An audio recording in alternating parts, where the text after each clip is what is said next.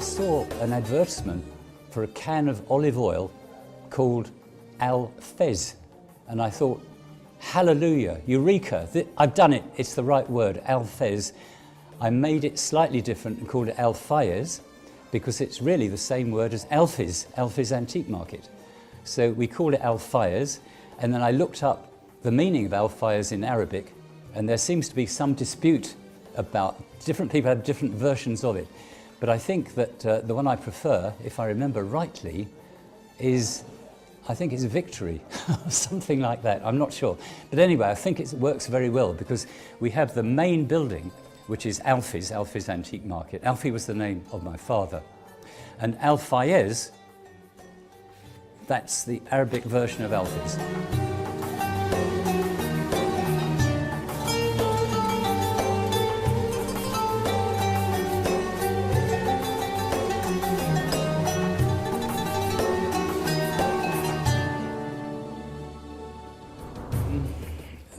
This is a big part of Al-Fayez Antique Market, which I opened a long time ago. It opened in 1976, and it has galloped, it's prospered ever since as a general market for antiques.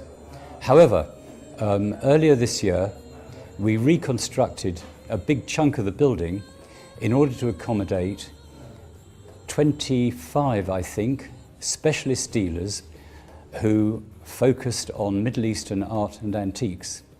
They were an existing community of dealers, most of them knew each other, and that was a tremendous advantage because they've all now moved here in the place which I believe you might see in other bits of the film.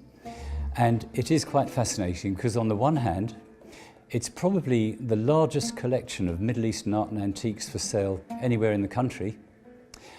And secondly, although it is focused on the Middle East, it's also very diverse because we have dealers from a large number of countries in the Middle East, from Egypt, from Syria, from Iraq, from Turkey, from Lebanon, and so on and so forth.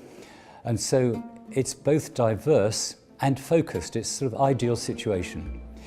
And the objects which we have are quite serious things. I mean, although there are things which can be bought quite cheaply, there are also items costing tens of thousands of pounds, and that gives it a very nice texture for anybody who's interested in things like this. I think one other point about it is that where we are, just off the Edgware Road, is quite an appropriate location because over the last 10 or 20 years, the Edgware Road running from Marble Arch northwards has been very much colonised by people from the Middle East. It's extraordinary, in fact, how many of the shops and the restaurants and the cafes are labelled with Arabic script and so on and so forth. So it's as though this part of London is becoming a sort of enclave for Middle Eastern people.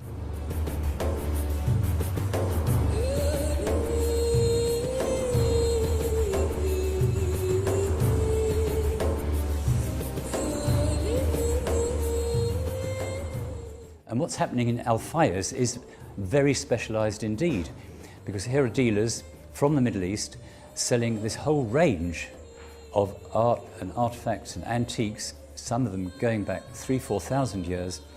And if they were on their own, without other similar shops around and about, they would tend to find it very, very difficult indeed.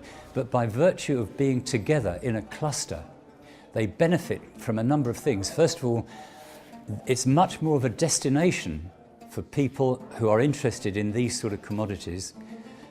And secondly, there is the intertrading, dealing between themselves. And thirdly, of course, the economics of marketing are much better when you have 25 dealers than one.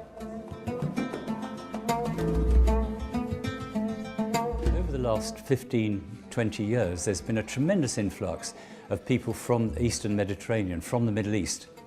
And I celebrate that. And I think that the launch of this project, Al-Fayez, is in the right place at the right time.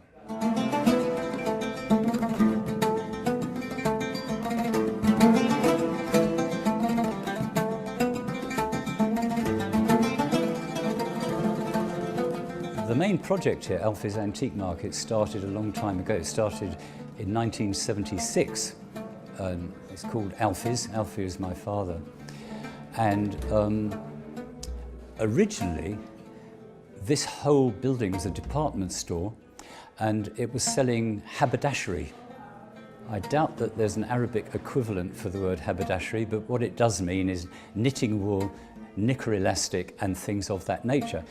It's a huge building, and what had happened in the 60s and the early 70s was that the market for these sort of commodities had disappeared virtually, and eventually it went bust, and the building fell empty, and it came on the market, and I bought it.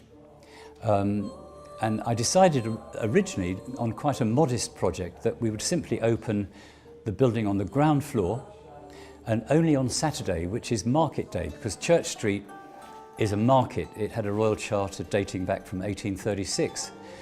And I didn't have any high ambitions for it. I just thought it would be an interesting project, but it caught fire. And within months, we were not only open 1 day a week, we were open 5 days a week. And we were not only occupying the ground floor, we were occupying all floors. The entire building was bursting. And it flourished, and indeed it transformed the whole of this street, because in this street now there are many dozens of antique shops, and almost all of them were started by people who began as dealers in Al-Fayez Antique Market. So I'm quite pleased with that, because we've changed the nature of what was a very run-down street. Since we opened, we've added to the building. We've put new buildings on to increase the size of it. And of course, the most splendid and the biggest reconstruction is this one we're sitting in, Al-Fayez.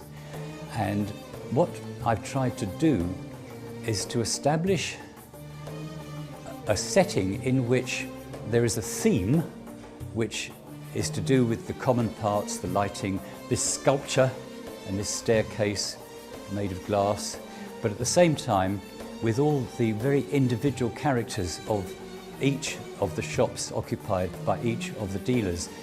And so far, there's no wood around here, touch wood, it seems to be working very well indeed. And I hope it goes on in the same way.